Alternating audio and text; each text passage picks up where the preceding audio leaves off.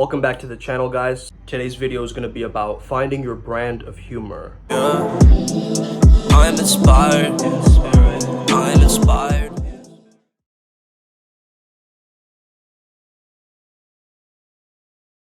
So, enchanté, monsieur, mademoiselle.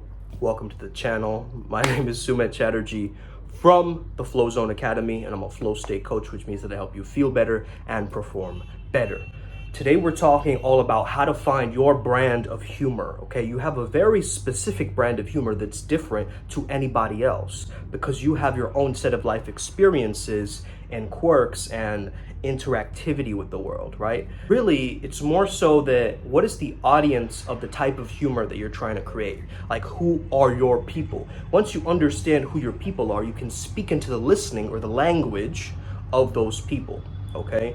So let's say that you're going for almost a spiritual community. You're gonna have to get a really good knack for spiritual types of humor, okay? Jokes about astral projection, these different elements or these different types of things, right? You also have to ask yourself, what is the style of my humor? Is it witty? Is it dry? Is it sarcastic?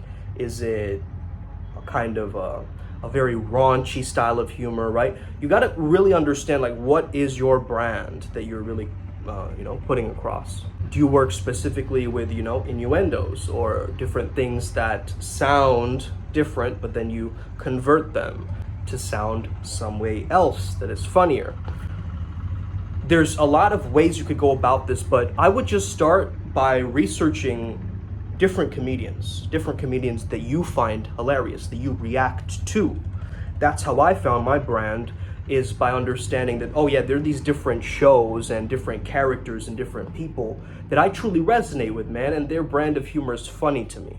So Russell Peters, Joe Rogan, Chris D'Elia, like these pivotal, right, characters that I draw essence or energy or chi or prana from, tap into their frequency or their energy at times, I notice. Like, I'll mimic funny voices. Suddenly I'll start thinking about some situation, a completely abstract or absurdist manner, right? It's kind of my humor. You kind of go, what? It makes you confused enough to laugh, or you start to feel yourself going on like almost like a laugh attack. Like, that's the effect that I want to have with a lot of my humor. You go, what the? You go, you can't hold back your laughter. That's kind of, you have to have this in mind, right? What kind of effect of laughter? Do you want people to chuckle, chortle, like, how do you want them to laugh?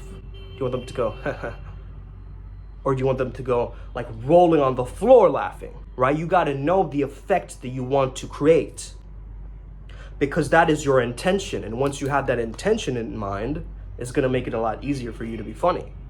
Okay, and the question you want to ask yourself is, how can I see this situation in a lighter way? How can I have more fun during this interaction or event or whatever you're doing, the task you're doing, right, to tap into flow state? And how can I make myself laugh even more today? Even more. The key word is even, because you're already laughing, right? You're already in that vibration. So what can I do today that will make me laugh even more? Bring it on. That's the attitude you got to bring to this thing, okay? So there is the brand, but then the brand has an attitude behind it. You got to understand what that attitude is, okay? Because there might be shadow jester sides. Okay, what do I mean by shadow jester sides? There is a shadow side to the jester archetype, which either a very low or dormant jester means that you were raised in a household that taught you that it's not okay to laugh. Okay, it's not okay to just laugh so loud and open your entire voice and start laughing. Like, you feel a certain shame towards laughter and having fun. So if you still feel that shame, you need to do release work, okay? Energetic release work or emotional release work, right? Something like this, to really flush that out of your system, to detox that old storyline or that old pattern that you're in.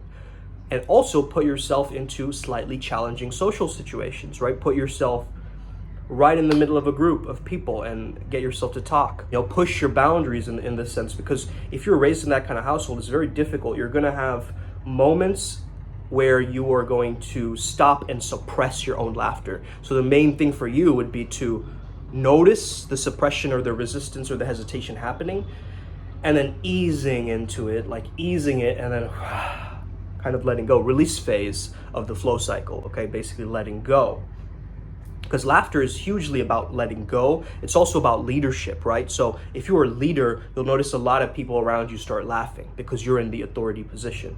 They might be nervous with their laughter, right? Do you want that kind of a reaction in people too, that they start to just laugh just to appease you? Maybe you do, maybe you don't, okay? These are little adjustments that have got to be made.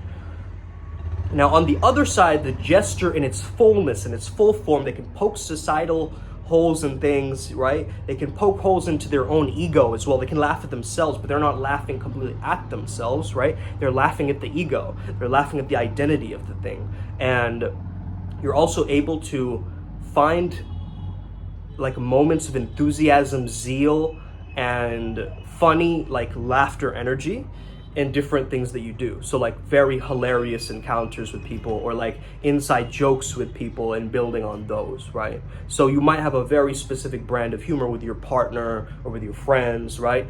And how can you merge both of those worlds? How can you become more natural with your style of humor? These questions, as you start thinking about them, you'll get some ideas already.